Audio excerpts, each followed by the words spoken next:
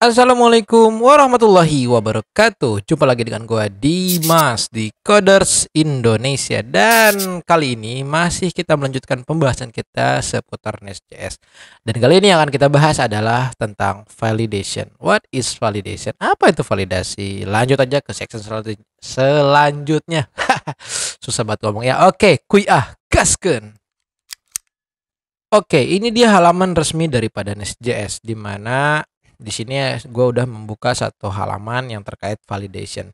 Ini pada dasarnya adalah salah satu sekuritas itu ya, salah satu langkah untuk memastikan bahwa data yang masuk atau yang masuk ke dalam request dari klien ke dalam aplikasi kita itu sesuai dengan apa yang kita butuhkan, seperti itu. Nah, di dalam Nest.js kita menggunakan satu library dari apa ya, dari Node.js gitu ya, buatan komunitas juga.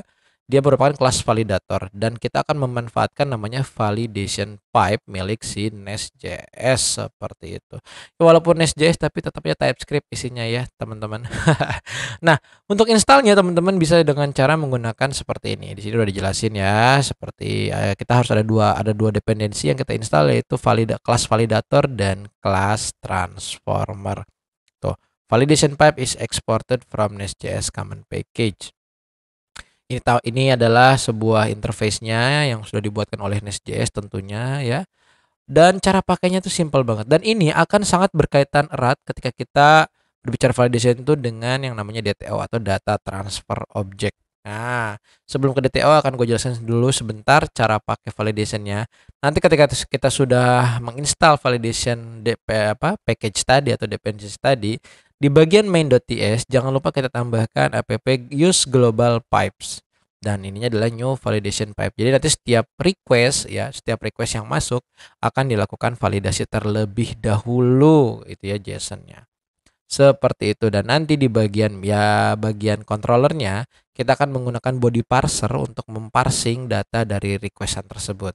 Bisa menggunakan add body seperti ini, lalu kita tentukan tipikal datanya apa seperti itu ya. Dan ini menggunakan dalam contohnya create user DTO. Seperti itu, sangat simpel sekali. Nah, nanti validationnya, ingat sekali lagi di Nest.js kekuatan utamanya adalah pada annotation atau dekorator. Jadi nanti ini adalah contoh DTO-nya teman-teman ya, DTO atau data transfer object dari secret user DTO, di mana nanti objeknya akan memiliki field email dan password yang bertipe data string juga string. Nanti divalidasi dengan menggunakan annotation atau dekorator seperti ini. Contoh misalkan add is email. Nah, ini akan memvalidasi apakah field email bentukannya seperti email gitu ya.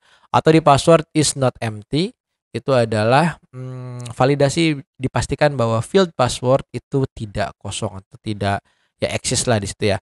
Nah, seandainya misalkan ada sesuatu yang tidak tertangkap, tidak tercatch gitu ya, atau tidak lulus dari validasi ini, maka Nest.js akan mereturn code 400 untuk HTTP statusnya, yaitu bad request, dan akan ditampilkan default message-nya, yaitu email must be an email. Seperti itu ya teman-teman. Nah, termasuk kalau misalkan kita pakai get juga, terus ada parameter ID misal gitu, dan itu harus bertipe number atau string bukan tanda baca. Nah, bisa dengan cara seperti ini, ininya params, find one params gitu ya. Terus di find one params kita define DTO-nya bahwa nanti harus ada ID bertipe number, dan kita tambahkan validasi add is number string. Simple ya, simple banget. Pasti simple lah bersama Coders Indonesia mah ya. Nah, terus di disable error message itu true, ini untuk menghilangkan lah ya error message-nya ketika dia di set sebagai false. Oke, selanjutnya yaitu tentang DTO. DTO itu apa sih? Mungkin teman-teman yang baru masuk di seputaran Java, JavaScript atau TypeScript, DTO itu adalah suatu model pada dasar sebuah objek, sebuah kelas, sebuah model yang menggambarkan daripada objek JSON kita nanti yang akan masuk ataupun yang dikirim. Misalkan ada user DTO. Dengan menggambarkan seperti ini, kita sudah bisa terimajinasikan gitu ya, bahwa nanti file JSON kita akan memiliki field bernama name dan rows gitu ya. Seperti itu, dan ini bisa berupa dari JSON atau HTML ya, itu tergantung dari source-nya. Cuman kebanyakan untuk di level API pasti akan menggunakan JSON. Jadi nanti setiap JSON yang akan masuk harus kita define dulu nih si DTO-nya. Buat apa sih sebenarnya DTO? Dengan seperti ini teman-teman akan lebih terpetakan lagi. Jadi nggak harus request baru muncul dilihat di Postman apa JSON-nya baru teman-teman ngoding. Itu sangat tidak efisien. Tapi dengan adanya DTO dan seiring nanti berkembangnya aplikasi semakin besar, DTO ini akan sangat-sangat memudahkan kita dalam memvisualisasikan JSON atau data atau request yang masuk ke application kita. Pada intinya dia adalah sebuah presentational layer lah ya. Seperti itu. Nah, itu dia tentang validation juga DTO di Nest.js. Lanjut aja kita ke VS Code. Oke, sekarang kita sudah masuk ke dalam Visual Studio Code dan kita akan mencoba untuk memulai validation dan DTO. Nah, sebelumnya gitu ya, gue udah menginstal di sini itu yang namanya kelas validator dan juga kelas transformer gitu ya. Pastikan teman-teman sudah menginstal ini terlebih dahulu. Lalu selanjutnya adalah teman-teman jangan lupa tambahkan di sini di bagian main.ts app.use ya, use. Jangan lupa di use. Oke, salah saya. Use global pipes, global guards, global pipes. Nah, di sini adalah new validation pipe. Harusnya ada. Kenapa ini? Oh, belum diimport ya. Oke, sudah diimport ya. Validation pipe. Nah, sekarang aplikasi kita sudah bisa menerima validation pipe untuk memvalidasi daripada data yang nantinya akan masuk. Kita save dulu. Nah, di folder src selanjutnya kita buat satu folder baru ya, let's say namanya adalah DTO gitu. Nah, kita mengikuti contoh aja gitu ya. Misalkan create user. Kalau gue sih formatnya seperti ini .dto.ts. Jadi kita tahu bahwa ini file DTO. Nah, best practice-nya adalah teman-teman usahakan nama kelas itu menyerupai nama dari si filenya. Berarti kita bikin kelas create user DTO seperti ini. Oke, kita bayangkan bahwa user DTO kita nanti akan memiliki teman-teman akan memiliki field JSON yang kurang lebih menampung username seperti ini dan dia tipe data adalah string. Oh, iya guys, salah ketik. Is aktif gitu ya, is aktif itu adalah boolean. Lalu email ini adalah string. Masya Allah, salah mulu ketikannya ya. Sorry guys. Oke, tambahin add is misalkan not empty. Nah, artinya sekarang username tidak boleh kosong saat ada data yang masuk, itu tidak boleh kosong. Terus add ini juga is not empty dan mungkin is boolean. Nah, is boolean seperti ini ya. Lalu di email tambahkan juga add is not empty. Nah, ada lagi add is email. Pastikan bahwa format yang diberikan itu sesuai. Oke, yang merah-merah ini kita abaikan saja, itu biasa dari Prettier, agak menjengkelkan kalau seperti ini karena males ngeditnya. Ya udahlah ya. Oke, kok ini tidak muncul? Oh, ini dari kelas validator belum. Ini juga sama. Sampai sini kita sudah memiliki satu DTO yang akan menampilkan atau merepresentasikan daripada user JSON-nya nanti seperti itu. Kita save dulu. Oke, kita balik ke controller kita. Nah, katakan kita akan mencoba ya teman-teman ya. Mencoba merubah, ini udah ada create belum? Oh, udah ada create nih. Oh, ini create hello sih ya. Oke, kita bikin satu lagi aja. Misalkan create atau register misalkan ya. Register user. Ini keluaran nanti akan response dari Express. Ya, kita sebut any saja ya. Oke. Biasanya akan menggunakan verb post. Kita tentukan endpointnya, misal create user seperti ini. Mantap jasa ya, mantap sekali. Nah, jangan lupa juga, oh ya di sini jangan lupa add request. Kalau gue selalu distandarkan saja, dia request, pasti dari request, lalu ada add response. Nah, ini lalu ini response seperti ini. Nah, ada parameter ketiga yaitu add body. Dia adalah sebagai parser ketika nanti akan ada data yang masuk ke dalam aplikasi kita gitu ya. Misalkan create data, create ya apa ya, user data lah ya, misalkan user data, dan ini merupakan tipe data dari create user DTO. Nice, prettier biasa. No, gantung banget ya. Nah, setelah ini kita coba bikin di service. Nah, ini kita rubah interface ini ya, teman-teman. Ini adalah katakan create user DTO. Jadi ini harus dirubah jadi username seperti ini. Karena ada yang kurang. Oke, username-nya samain aja dulu. Bawah 1, naik 1, email.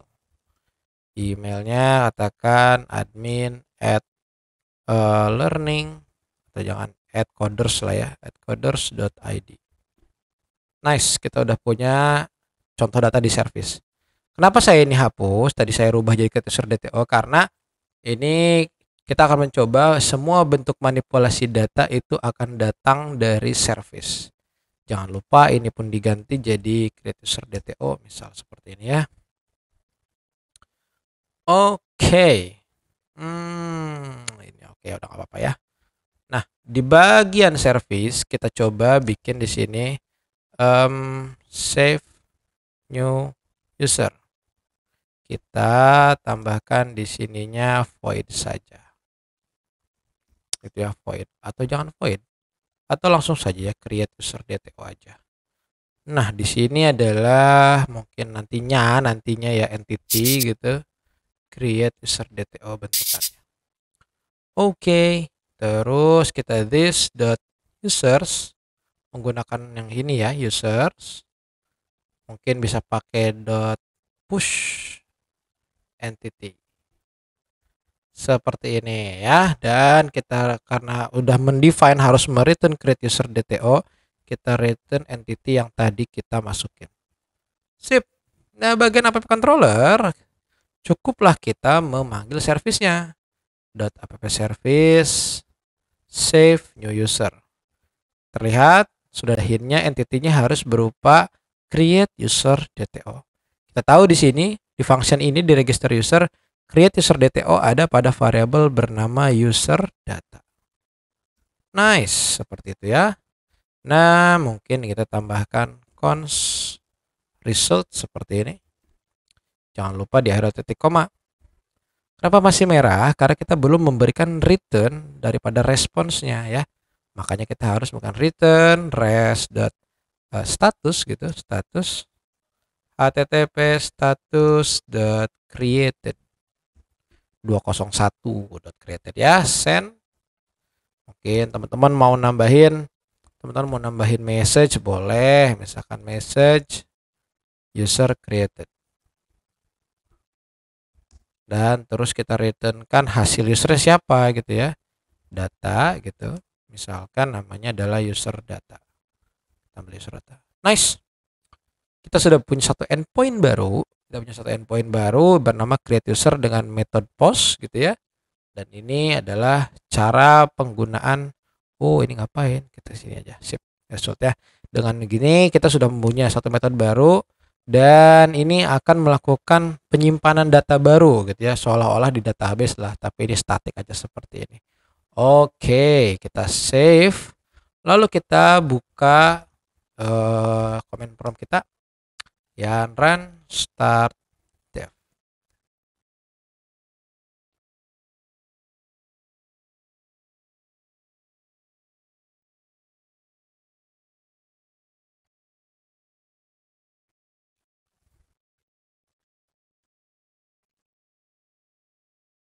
Oke, sekarang kita sudah lihat hasil dari lognya.